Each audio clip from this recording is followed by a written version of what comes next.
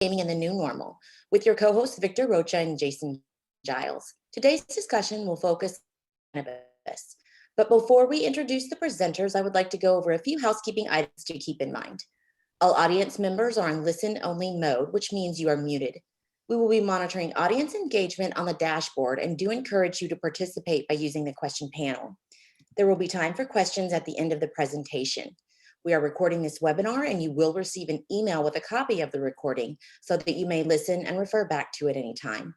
This webinar, as well as others in our series, will also be made available on our website, indiangamingtradeshow.com, under the Education tab in the coming week. Now, without further delay, let me introduce Victor, Conference Chairman with the National Indian Gaming Association and editor of Pechanga.net, and Jason Giles, our Executive Director. Victor, take it away. Good afternoon, everyone. Good afternoon, Jason. Welcome. As you know, this is the new normal. In today's conversation, we're talking to Erick, Giles, and Ted Kelleher, attorneys from Drummond, Woodsum, about the business of cannabis. Gentlemen, welcome. Great to be here. Thank you. Good. And fair disclosure, I'd like to point out that Erick and Jason are brothers. And as our tradition, when we have two Muskogee Creeks on a program, make a wish. As you know, that's good luck. It's a little. Actually, I think about 2 weeks ago we had Dr. Calico. She also was a Muskogee Creek, and too. So it seems to be. I think I might just hitch a tribe up and see if we can get some sponsorship from them. I think that would probably be wise. Well, first of all, good morning, you guys. How are you doing? Great. Good. Well, thank you so much. You know, what's interesting is this was one of the topics that was suggested from our viewers, and as we all know, it's just a fascinating topic. Let me just, you know, as I was doing my research, I think one of the statistics that I just saw that just was kind of mind blowing. It said, according to a recent report by ArcView Market Research and BDS Analytics, whoever they are. The globally licensed dispensary sales of cannabis will reach 40.6 billion by 2024, and the U.S. will account for about 30 billion or 73% of global cannabis dispensing by 2024. I mean, how crazy is that? Is that true? I mean, who is BDS, and are these guys, are they getting high on their own supply? So BDS is an analytics firm. The ArcView group, the folks that put that poll out, or that put that data out, are an investor forum. They're an investor trade group for people that are interested in investing in the marijuana industry, and they hold hold multiple conferences a year where businesses come in and pitch, looking for equity investments in their businesses. And I haven't been to one in a couple of years, largely because of the pandemic. But you know, in the past, it was fascinating to watch the sort of technological advancement and the growing business sophistication of this industry. BDS is a company that they acquired. That's a business analytics company that's producing, you know, really just reams of data about the marijuana industry. And one of the fascinating things about the marijuana industry is because it's so heavily regulated, there's all this data flowing out to state governments that's publicly available. And BDS does a really good job of sort of collating those into national trend lines. It was eye-opening. I don't really remember the last time that I've done this picture like that, but skimming across the top, it was. I apologize. It was eye-opening to say the least. You know, about 2 years ago, I went to go see a grow facility with a gentleman who used to be in the gaming industry. And he had cashed out and he took a lot of his resources and put them into cannabis. And I actually went out to the Palm Springs area where there's just nothing, where that whole place is just filled with these new warehouses that have just been built, and acres and acres and hundreds of thousands of square feet of grow facilities. So, you know, it's just been amazing to see, and then the amount of growth. But you know, one of the reasons why we wanted to have this thing is, you know, I wanted to talk about the industry of cannabis and what has happened since the pandemic. And, this is a different conversation than we've had before. But I think one of the things that I've noticed is that, in the middle of a pandemic, one of the things that didn't shut down was cannabis. If anything, in California, I believe the delivery people here in California are considered first responders. So, Right. those guys, I believe, are the first ones that are getting the vaccines too. So, it's really, again, eye-opening is a really good word, because I think if you're looking for an investment, if you're looking, especially for the tribes that are looking for diversification, it seems to me cannabis is a no-brainer, but there seems to be a lot of roadblocks. Erick, what do you think? What are these roadblocks to prosperity for cannabis for the tribes? I think there's really, three ways to kind of get into, the cannabis field. You really, the low risk option, I think, is developing a compact with the state that you're located in, so that the state is knowing what's going on, and then there's some sort of agreement amongst between the tribe and the state, so that the tribe can take advantage of, if they just wanted to open up a retail facility, they could take advantage of those state licensed growers to import the product to where they're making retail sales. And as well as they can also take advantage of state licensed testing facilities, so that the product that they're selling has been is regularly tested. So all those kind of hurdles, overcoming those, they can be worked out through a compact with the state. The other model, I think you can look at it as well, which is absolutely something tribes can do right away in a state that's legalized, is they could just, if they had a Section 17 corporation, they could create a subsidiary. That subsidiary could then get a state license.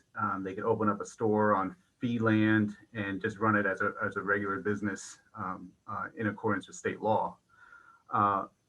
The third model, which is something that I would tend to promote and agree with the most, is where the tribe is actually developing its own tribal laws, regulating its own business, creating a vertically integrated operation from seed to sale, and they're conducting everything in accordance with tribal law. And that can be in a model where the tribe is owning and operating all of the the supply chain and the business, or it can just be a law that enables the entrepreneurship of tribal members to go out and develop their own individual businesses by themselves. So I think those are three ways of kind of cracking and getting into the industry. There's just there's more like technical aspects of how the tribe is going to administer its laws and apply them to people who are working at the tribal headquarters and employees. But those are three ways to overcome those barriers of getting into the industry, I think. And all three of these models you see them all across Indian country. I think if we look at Washington, it seems they were very much involved in crafting the language as the regs were put in place in Washington. What kind of success are we seeing up in Washington? What are the tribes having up there? What are we looking at?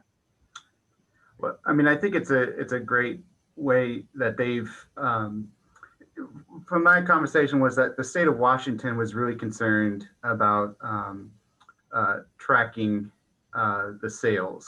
And so it wasn't so much this fight about revenues and taxation, but it was just making sure that that a seed to sale system was put in place so that the tribe could tap into that, and then everyone could be on the up and up and knowing where all these transactions are occurring. And so some of the compacts that are looked at is that the tribe is able to develop its own business and then apply its own tribal tax and keep that tax for themselves. So that's revenue that they're keeping for themselves, and it's not going out to the states. So I think that's a pretty successful way to approach it.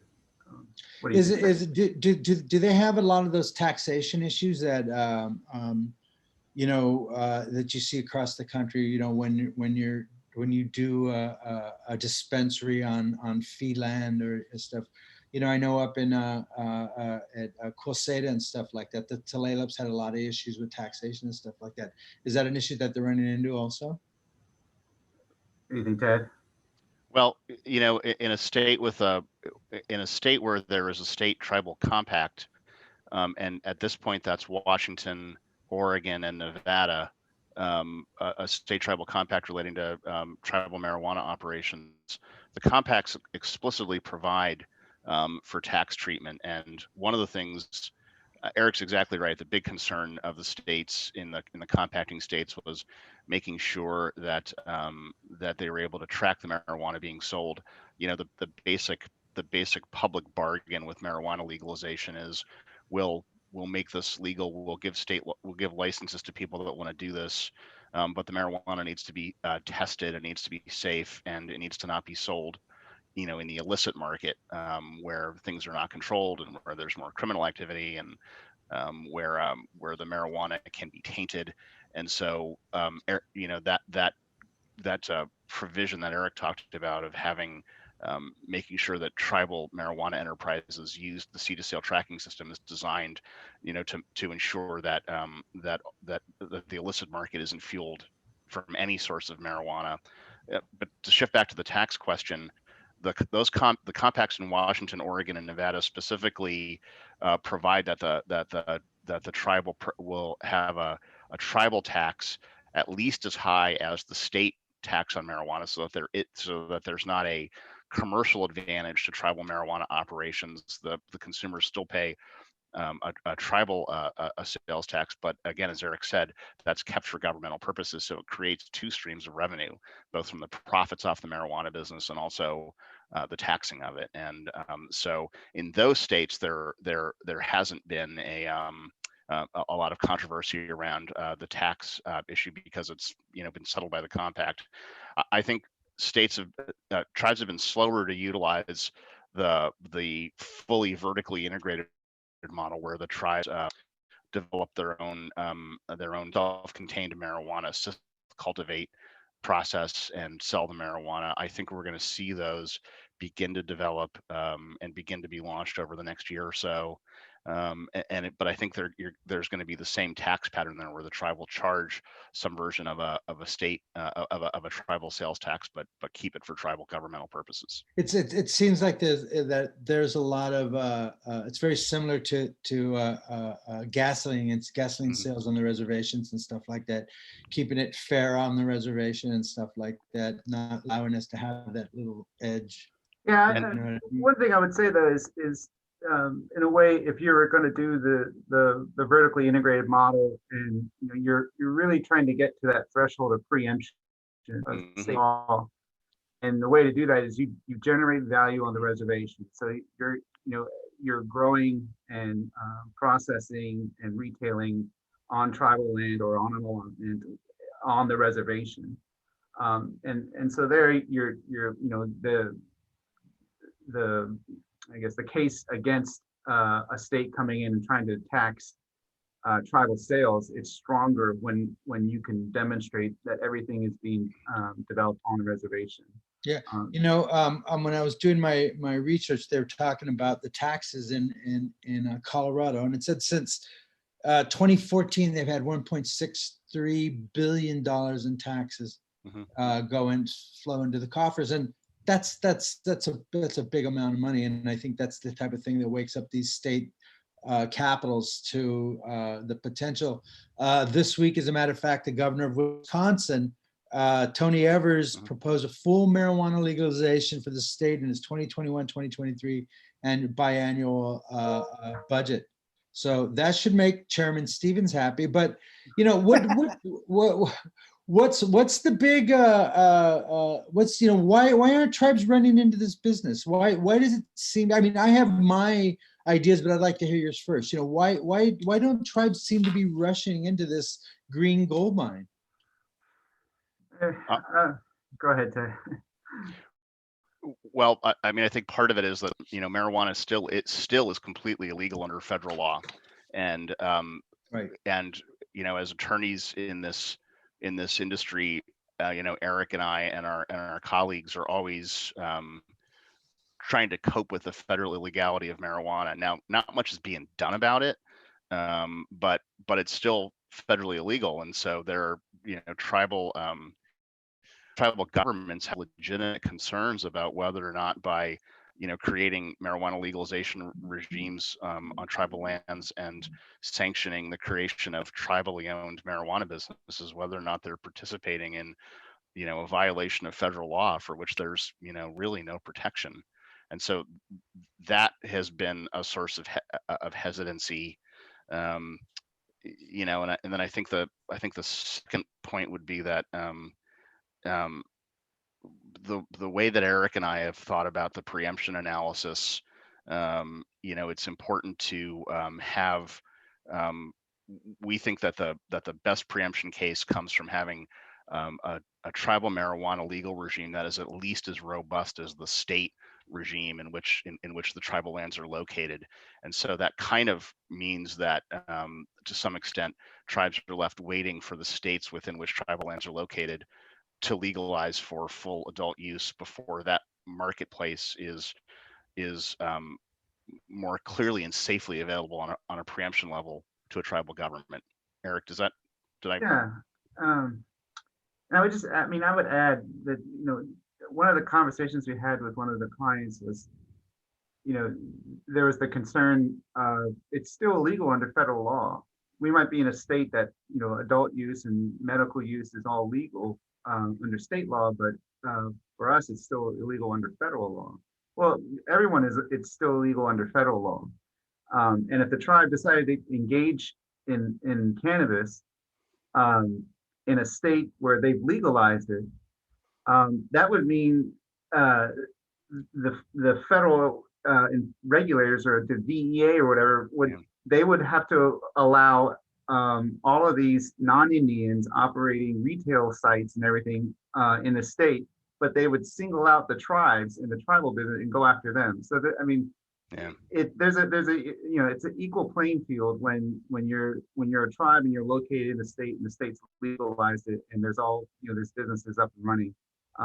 I think that the risk is low for tribes to engage in cannabis operations if they're in a state and it's already been legalized, because the federal government would have to single the tribe out on by itself, and I just don't. That would never happen. Well, I know. That would never happen. Yeah, there's been, but there was the cases where I've seen tribes get raided were like in some of the rancherias in California, right. where they were going way above and beyond what state law was permissible. That's why I would say, if you're going to do this, you do it, consistent with state law, as stringent or more. Or in the case in South Dakota, one of the Sioux tribes there, South Dakota didn't even have a medical. Flandreau. You talk about Flandreau, I believe, right? Yeah, Flandreau. Yeah, and they were going to resort, so they're getting all kinds of trouble. But when you're in the state and everything, they were gonna. I hope Seth is listening on this too. They were gonna open up a cannabis lounge. Yeah. Remember, that was the whole thing. They were just talking about it. And I think the cops started parking across the street from the res already when they weren't even done. But when the states engage in it, I think the risk is low, and the tribe should be, the risk is low to the tribe to do it as well. So. Well, and I think, as I think we all know in South Dakota too, that the tribes have a hard time getting a fair break over there with. Well, they just legalized in South Dakota, and now I guess now the governor is saying that it's unconstitutional for. Right, yeah. Yeah, well, that's a whole other show. But I think the big question really is here now we have a new administration.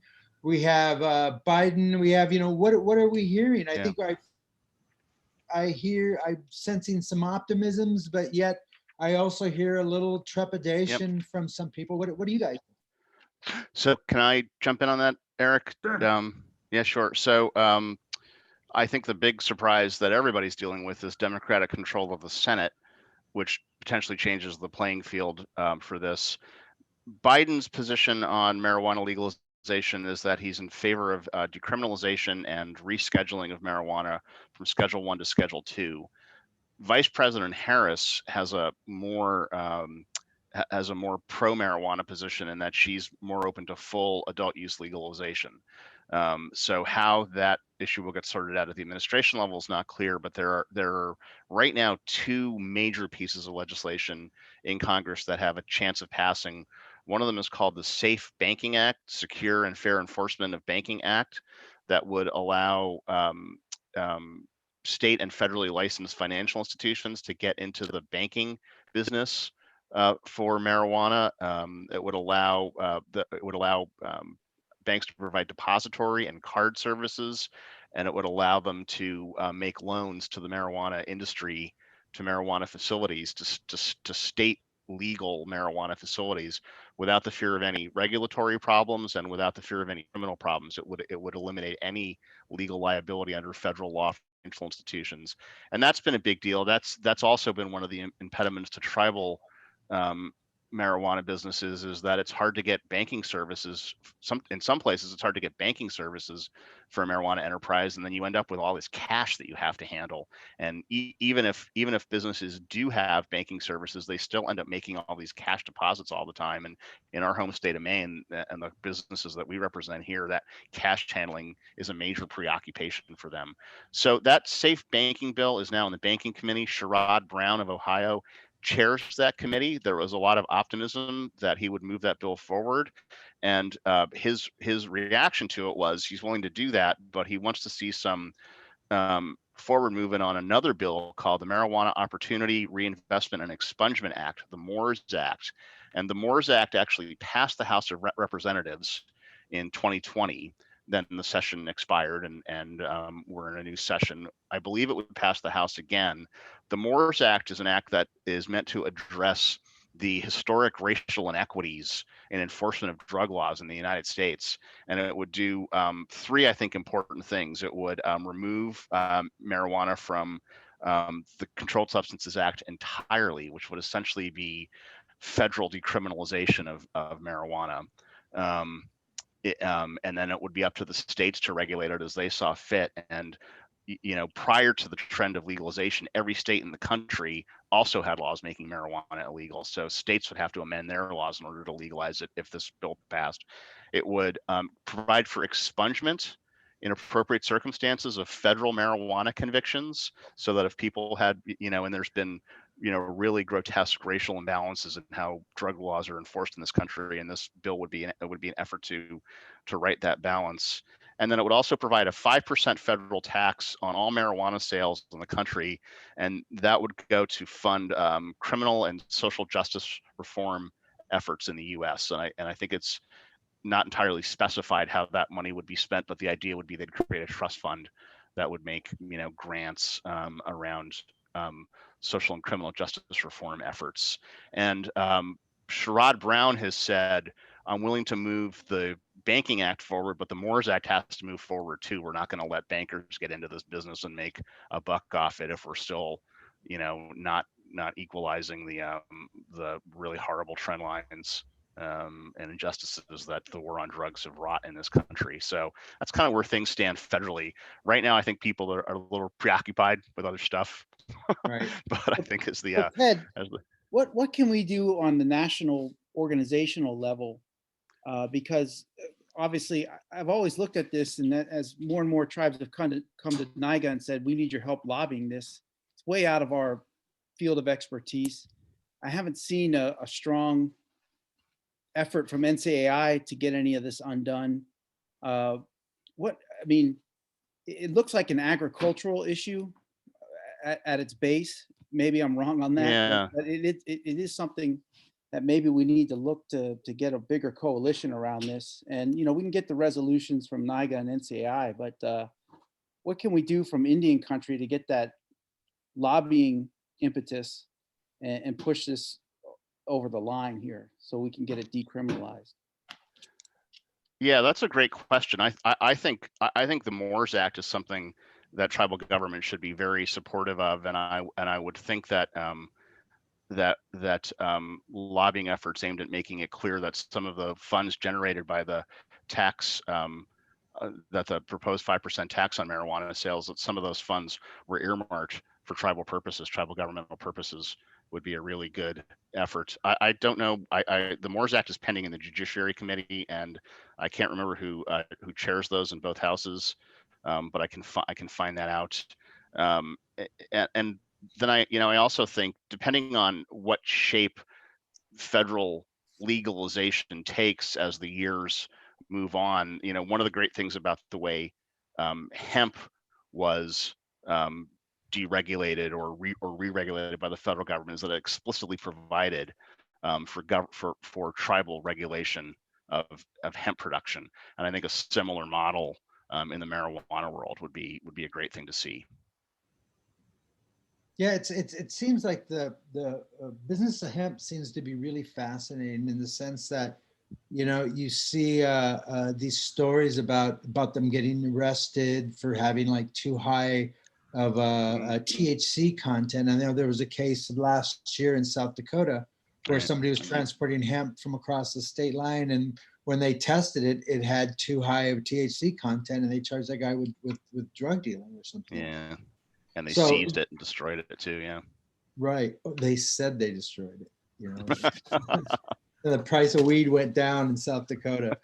But this whole thing with Wisconsin, I think this is really interesting because I think a lot like gay marriage, I think, it was at a state level, 1 state, 2 state, 3 states, and eventually when it went to the Supreme Court, even they said, this is, well, it's kind of hard for us to rule against it when it's, accepted across the United States. And I think in cannabis, granted, it's a lot different, but I think there's some parallels there. And, when you start getting the Wisconsins and the Californias, and I think when you're seeing in places that are more conservative, like Alabama and Georgia, Texas, South Dakota, stuff like that, I think it's just steamrolling, and it's just become too big to ignore. As a matter of fact, it's almost bigger than sports betting in its acceptance and its growth and the exuberance that people have in bringing it to the market. Now, like I said, in California, it's been, during the pandemic, everything shut down except the cannabis. You know what I mean? And Ralph's and Albertsons and all that rest of that stuff too. So, but it seems with I think a lot of people are very optimistic with Biden. Jason, what were you telling me about Washington yesterday? What are their concerns? Well, part of the reason we wanted to do this call with some folks like Erick and Ted who are working in the industry is, in Indian country, the way the marijuana legalization is rolling out, it's right next door to the casino operations. And Washington State, the model there is Tulalip, Puyallup, a lot of tribes. I know I'm leaving out a bunch, but their dispensaries are right there next to their other main economic engine, the casinos. And initially that seemed to be a problem. I know there were people on our board that didn't really like that, but then Nevada legalized and you can't walk up and down the strip anymore with, there's a marijuana stand every 20 feet now.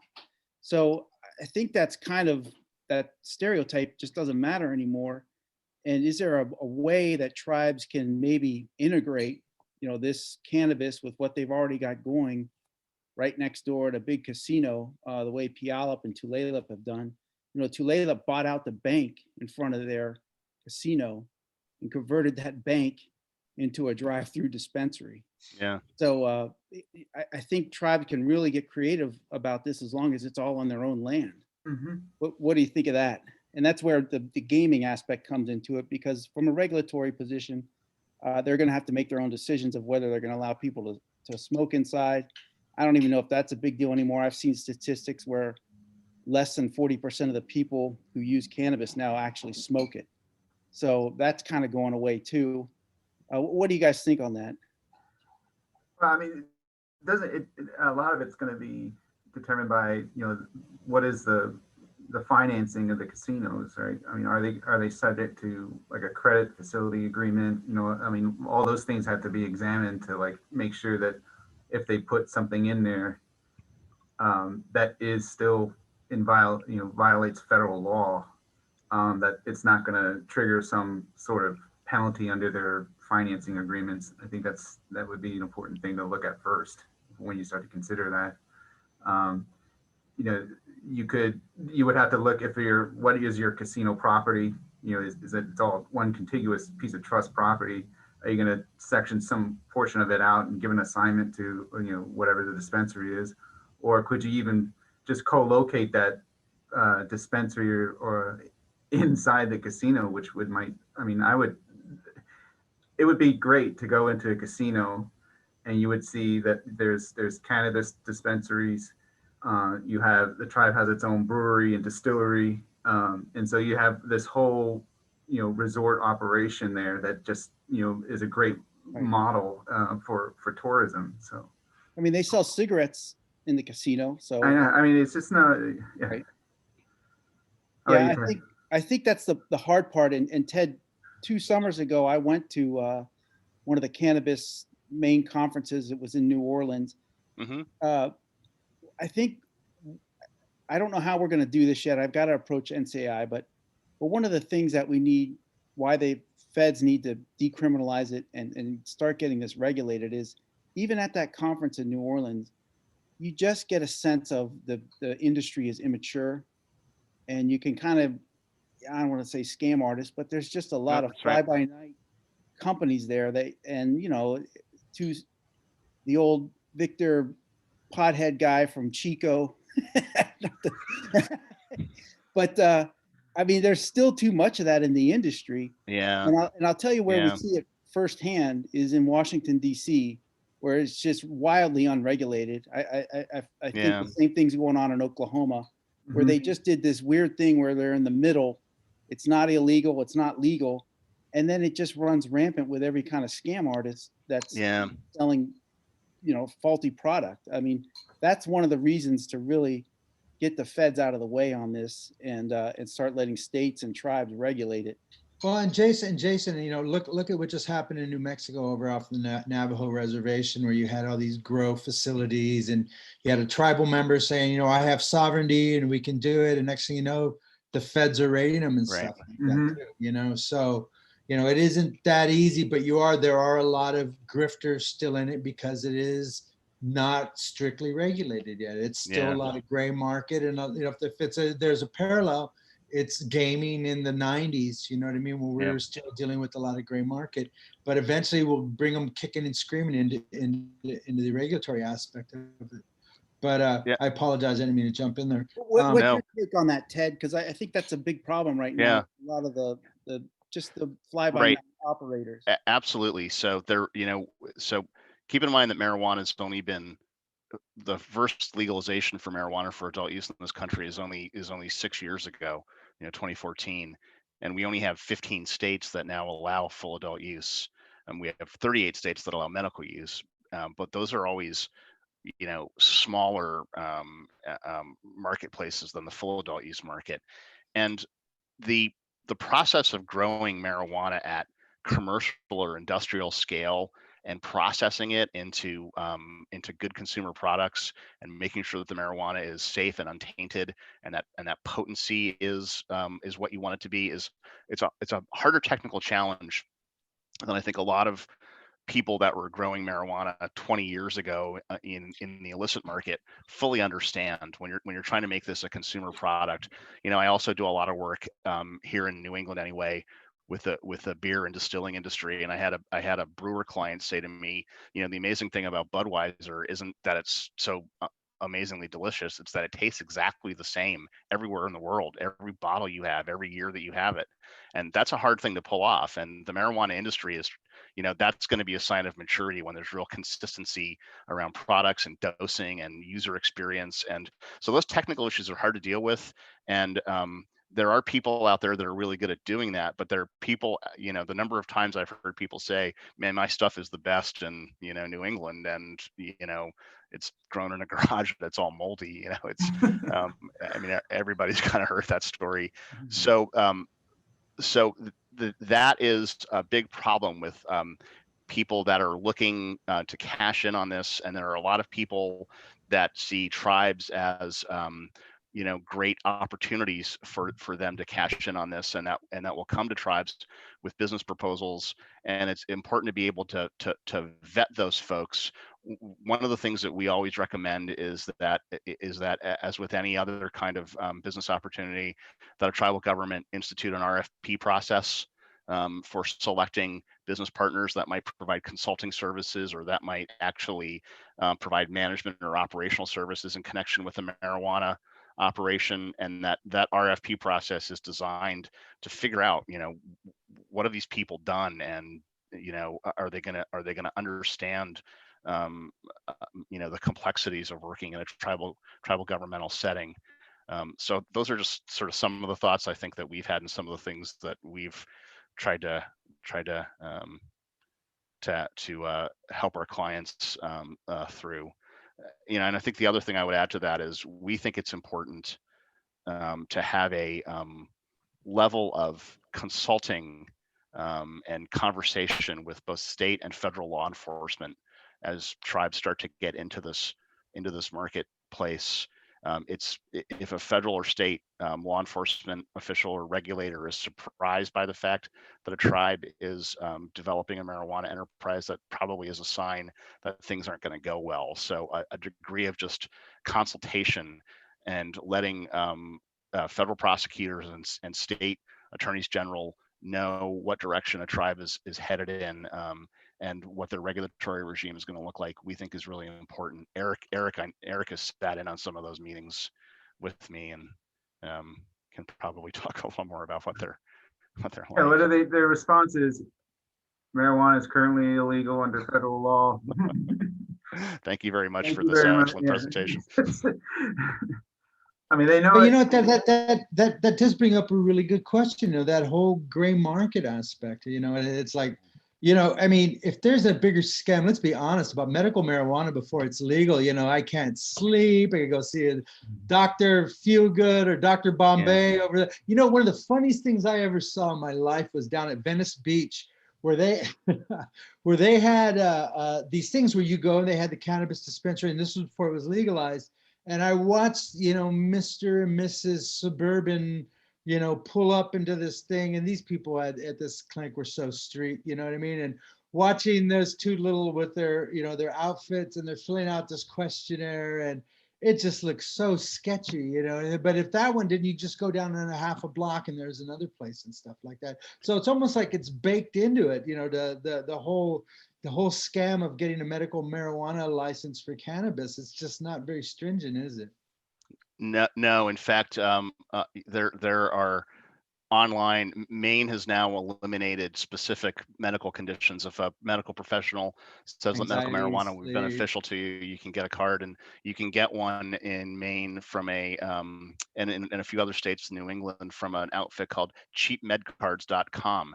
And you fill out a form, you pay them $49, and then you get a call from a nurse practitioner who has a 5-minute interview with you, and then she sends you a PDF of your medical marijuana card, and off you go to your neighborhood dispensary. And so I think I found the problem. Well, Victor, but you take Oklahoma for instance. They honor all medical marijuana cards from anywhere else. Reciprocity. And driver's licenses from states that are fully legalized. So this medical marijuana card is from Mars. We accept it.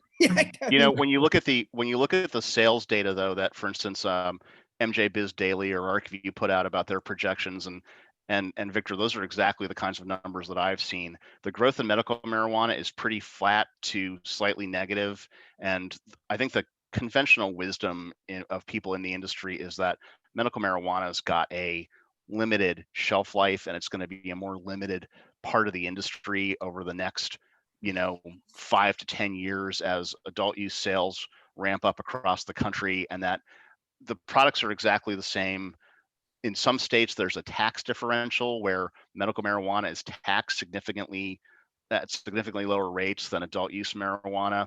Now in some states that's as much as a 20 or 25% difference in tax. So if you're using a lot in a month, that can make a big difference to you. So you're incentivized to lie about it. Your incentive, yeah. But there are also, there are legitimate aspects of the medical marijuana experiment, in the sense of, people that are on chemotherapy or that have, ALS or Parkinson's do get real benefit from it. They do have relationships with their providers that help them figure out how to titrate the marijuana, and there's real, I think, palliative benefit there. And that is going to be there for a while. And I, someone mentioned the case of same-sex marriage, and you know um,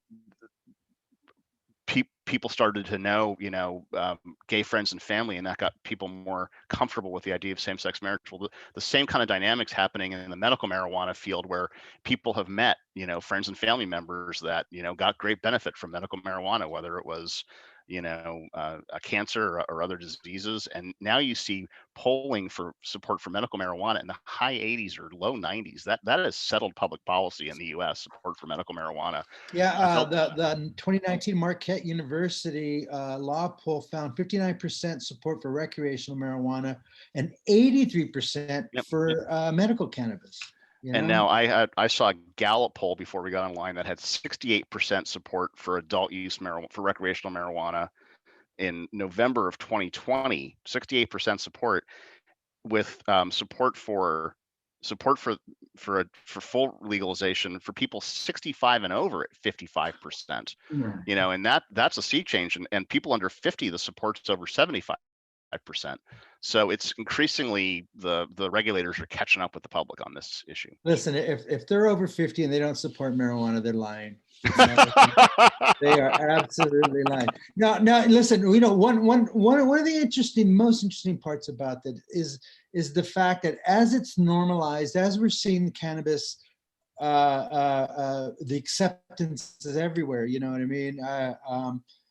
Yet the rules and regs are way behind. You know what I mean? The testing, and that seems to be a big issue with a lot of the gaming tribes. Is like, well, what about testing for my employees? And you're starting to see more and more of this, where companies are going, we're not going to test. You know what I mean? So what's going on in here? Well, Ted, before you answer, Yeah. Eric, who on the federal level would you want to see involved in this? Let's just say it all plays out state by state. Utah's the last state that never legalizes, but who at the Fed level would you be comfortable if you're advising tribes and your clients? Is that Department of Agriculture? Again, I come back to this because I never get a really good, clear answer. Is it agriculture? Is it SEC? Is it which agency do you think can play a constructive role here if it rolls out state by state like it's doing? The issues around state by state legalization and how that interacts with the federal government, I think it ends up looking like other industries that have highly regulated products. So take alcohol, for instance. Alcohol can be wholesaled over state lines, and there are federal excise taxes and federal permits that you need in order to do that. But an industry like alcohol is regulated by various parts of the federal government. It's regulated by, the Tax and Trade Bureau. It's regulated by the IRS. It's regulated by, the Patent and Trademark Office around labeling. So I think it's going to be multiple parts of the federal government. I actually think the best case is that the federal government doesn't have much oversight on this at all. I think the best case from a tribal perspective is that the feds take actions to recognize and confirm the fullest possible scope of tribal sovereignty around these issues around marijuana legalization and regulation. Well, because tribes are in a unique position because their land status is never going to change. It's going to always be federal land. Right. So, Yeah. Go ahead, Eric. So I was just, I mean, I think if there was a way that tribes could kind of categorize this as an agriculture product, then that would, naturally like bring in, the universe of USDA. And if the tribe decided to, embark on a model of legalization where the tribe is just a regulator, and that individual tribal members are the ones doing these things, and they're doing it on allotments, individual Indian trust lands. There's rules where if those allotments are engaging in leasing, and they're leasing their lands out to a cannabis producer, if that product is under tribal law is a agriculture product, that lease is exempt from federal regulation. It's exempt from BIA approval. And if it's, I mean, there's a term limit. If it's 10 years or less, then it's not reviewed by the BIA. So I think if we have a way that we kind of put this into an agriculture space, it opens up a lot of ways that tribes can just fill the void and assert its regulatory authority completely, while limiting the oversight from the federal government. You certainly don't want, like, Bureau of Indian Affairs, Department of whatever, nitpicking everything that has to go on here. We want it to be, open to tribal regulation. And then I think under a USDA plan, if the tribe submits their cannabis plan to the USDA, it gets approved, and then the tribe, is regulating on its own, similar to the way that the hemp plans are being approved on that level. And Victor, that answers the chat question. Somebody was, what's the Department of Interior's role here? And Eric said it before I could. I don't think we really want to see an Interior role here outside of maybe Indian Land's opinion, if your grow operation is on Indian land, maybe, but even then I wouldn't want to get them involved. Yeah, because what are they going to yeah, they screw it up more often than not, and they take forever. Yeah, exactly. But so, and what about the testing issue? I mean, it seems like you're seeing the growth. It's going to be state by state by state, and eventually there'll be like a federal solution, or a federal, but what about testing? In tribal gaming, we've always been very pro testing and keeping our place safe. And as cannabis, I know in California, you're starting to see tribes starting to discuss about maybe not testing for cannabis. Is this going to be a bigger trend that we're going to start seeing, you think? Yeah, I think, so employers, whether if the tribe has legalized marijuana or a state has legalized marijuana, employers can still, they ban possession and use of marijuana at the workplace. That's absolutely what they can still do. They can prohibit somebody from operating under the influence at work, from consuming marijuana. The issue really is this off hours use of marijuana, right? I mean, it's what are they doing when they're not at work? And then they come to work, that cannabis is still in their system. Something happens, like there's a case, out of the 6th Circuit in a Walmart employee. There's an accident. The employee was a medical marijuana patient, so he was consuming cannabis off hours. But at the workplace, and when there was an accident at Walmart, he got tested positive. They fired him, and then he tried to bring a claim for wrongful termination, saying that he had a condition and he was a medical marijuana patient. District court threw his claim for wrongful termination out, and then that was affirmed by the 6th Circuit. There's cases like that. I think there's all across the circuits, and they're all upholding employers' rights to continue testing for marijuana and continuing to apply like a no workplace tolerance for marijuana. But it is a problem, because if you're trying to hire people and you're in a state that's legalized cannabis, I mean, you might have a hard time filling that position, because people are just they're testing positive, and your hiring policies, require a pre-employment drug screening, and you're screening for marijuana and a host of other drugs. So, you know, it makes sense that as more states legalize, that you would re-examine those, you know, your drug workplace laws. Yeah. We got our friend Tina. I was wondering if you're going to be in there, Tina. Hold on one second. We have a question. Has raised your hand. We don't really do live questions, Tina. You could just type it in. But you know, it seems like again, you know, that the industry is, you know, the gaming industry is still really concerned about the testing. I think the thing with cannabis is the fact that you can test if someone has drunk alcohol recently. And the big thing with cannabis, as far as I know, you can't tell other than the glassy eyes whether they smoked at lunch or they did it at last night at dinner. Yeah, I think we've been generally discouraging clients from pre-employment screening for marijuana, you know, in states where it's legal, both, you know, in the tribal sector and in the private sector, non-tribal private sector. I think that there's increasingly a view that you know, that you should have enforcement gauged around, you know, work hour incidents. Does someone appear to be marijuana intoxicated or marijuana impaired? Has something happened that would call that into question?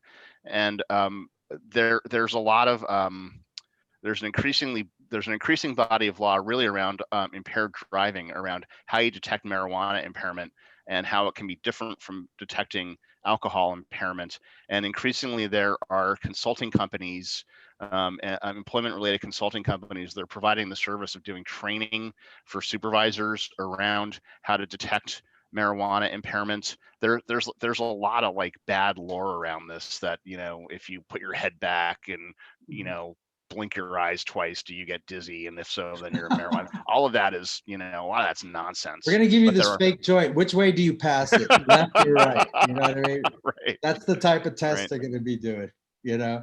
I mean, it seems like it's a matter of time before, you know, the testing catches up with the reality of the situation. Victor, is the answer to that question the left-hand side? Yeah. Oh, Let's see. All right. Here we go. We have Ryan, and we have two questions here that I want to get to. The first one is, Ryan, it's also critically difficult to find employees that are willing to be subject to marijuana testing to work in states that have legalized adult use. You can't find anyone to work. So you're going to say, we're going to test you. And yeah, that seems to be, well, that's part of the normalization, isn't it? So 2 or 3 years ago, I had a client out here that was a construction company that was doing pre-employment screening, and they had tested 13 people that were going to be hired as drywallers, and they'd all flunked. They all had evidence of marijuana use, and our advice was, well, just stop testing. You know, I mean, Right. you know, have you ever hung drywall? You know, that's right. So, you know, Tina put a question up. Her question is, if the tribes are legalizing cannabis on their tribal lands, it's very important to have regulatory oversight. How can tribes who have legalized cannabis on their tribal lands, can they prohibit cannabis for their employees? So I think we kind of answered that, which is yes. You know what I mean? At this state, you can, because it is still a Schedule I drug. You can, you know, but, you know, I think one of the problems that you have here, one of the big problems, and I'm glad Tina came on here, was the fact that in California, you know, the tribes want to exert their sovereign rights. They want to grow on their lands. They want to be able to have access to the market, but they're being shut out of the market if the state is system where it's all tested and it's all licensed. How can the tribes get into this market if they're not being treated like sovereigns? Yeah, I mean, I think that, you know, obviously it's an individual case by case basis at that juncture, but I mean, the tribe, you know, certainly could examine, you know, their situation where they may want to get engaged in a preemption of state law. If they can't get you know, the state to cooperate with compacting or intergovernmental memorandum of understanding, I think then, a tribe could, examine and, do the analysis on if how, what the cost would be to open up its own vertically integrated operation and conduct sales on its land. And I mean, it's it's hard, I guess, in a place like California, because from what I understand is that it's that the state is open to tribes engaging it. It's just it's like, what level is a state going to be agreeable with the tribe conducting its operations? And I think a lot of tribes look at this as another assault on their sovereignty in a way to demean them and make them less than, you know what I mean? yeah, And so by not allowing them to enter in the market, by not treating them as sovereigns, it's like, no, you stand in line with everyone else. Now I understand, the tribes felt, well, we're sovereign. And part of the problem is yeah, you can grow it on your land, but in California, the big gaming tribes, a lot of tribes, smaller tribes, feel that they're not lending their influence to help push the cannabis thing. To give the smaller tribes, they can grow on their land, but the reason they don't have a casino is because they don't have a great location already. Yeah. You know what I mean? So it's a double-edged sword for them. right. Well, some of this is going to get answered pretty quickly in Virginia. They have 6 federally recognized tribes now. Virginia on Saturday just went full Yeah. recreational. I don't know how much federal Indian land those 6 tribes have. I imagine it's scarce, but there is some. Mm-hmm. Some of these issues, I doubt Virginia is going to be rushing out to sign a compact with the tribes. They certainly haven't done it on gambling yet. Yeah. So, and in fact, 5 of the tribes are prevented from having gambling on their reservation. But Virginia could be a good test case right off the bat for some of these questions. Yeah, I mean, it's when the state legalizes it, they're engaged in a civil regulatory manner, and so tribes absolutely have the role to engage in the same system. They can regulate in it.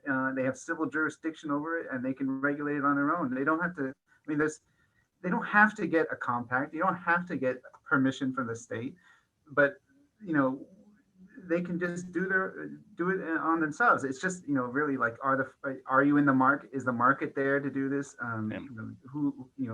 What's the cost? What the capital costs, and doing all that feasibility analysis.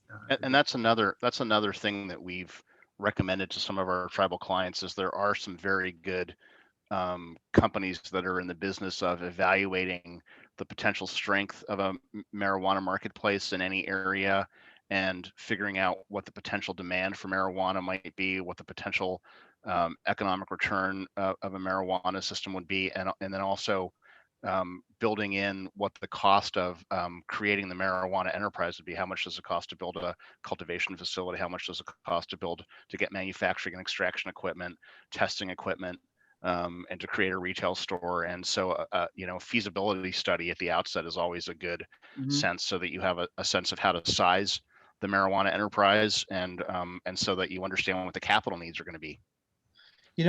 Tina made a comment on here. She says California has asked the tribes to waive their sovereign immunity, give up their civil jurisdiction, ask the county for permission, and pay taxes. This is what the tribes feel is an assault on their sovereignty. You know what I mean? Especially here in California, the market's so big, and yet the tribes are still being shut out of it. The small tribes. The bigger gaming tribes are, I think they're seeing an interest in it, but they're still don't, there's just so many moving parts, and the goose that laid the golden egg is gaming, and I think a lot of them don't want to really risk that. And there are a lot of issues that we're dealing with licensing and testing and stuff like that too.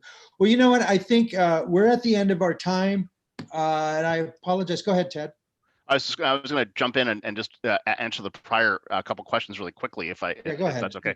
So yeah, I'll just take 2 seconds. So will individuals be able to operate their own cannabis businesses on reservation land, or will have to be through a tribal government? I think individuals can operate their own businesses, but it should always be subject to a tribal regulatory regime and tribal government licensure. So in other words, the tribal government would act like a government licensing individual tribal member-owned businesses to do it. I think operating directly without any tribal government oversight or regulation is a very dangerous proposition, and that might get you shut down by state or federal prosecutors. And if an employee has a medical card, will it be exempt from drug testing? That's going to be a question of individual tribal laws. You know, in most states, there are provisions that say you can't be discriminated against in employment because of your status as a medical card holder. Yeah. But if you use marijuana on the job, you can get fired for it. So that's kind of the distinction between the status of holding the card and using it off work versus being impaired at work. So, And Ted, going to the first question before I go, Yeah. that's kind of what happened in New Mexico then. You know, they opened up those Right. grow labs on the reservation, and they didn't have, they didn't go with the tribal government, and the whole thing, the government freaked out. Next thing you know, you have the feds right. raiding Right. on them and stuff like that too. So individually, the tribal members have to go through the tribal government. The sovereignty rests in the tribe, not in the Right. individual, right? Right. Exactly. So there you, well, you know what, listen, this subject is way too rich for just 1 hour. You know, we're going to have you guys back. We thank you I'd love to. so much for coming. Ted and I was going to say, Erick, Giles, and Ted Kelleher, thank you guys so much. Sure. Absolutely. And Pleasure to be here. also for all our viewers, next week, we're going to be talking about the NIGA Trade Show Conference. We're finally going to answer everything you want to know about the NIGA Trade Show Conference, but we're afraid to ask. Jason Giles is going to answer all your questions. Yep, we'll have a big announcement, Victor, but you know, July 19th in Vegas looks like it's a go. If Nevada will, you know, let attendees in mid-July, but and we'll have a big cannabis session as well. So Great. And Yes, we will be incorporate all- talking cannabis. Yep, and- incorporate all of this at our trade show with NCIED, the RES conference. So we'll get all the players out there, and it'll be a really good business conference for all these issues. Yep. So, all right, everyone. Thank you guys so much. Thanks, We will have everybody. you back, and we haven't even scratched the surface with this issue. It's just so fascinating. And also, Foo Fighters Rock and Roll Hall of Fame. All right, guys. See you later. Mado.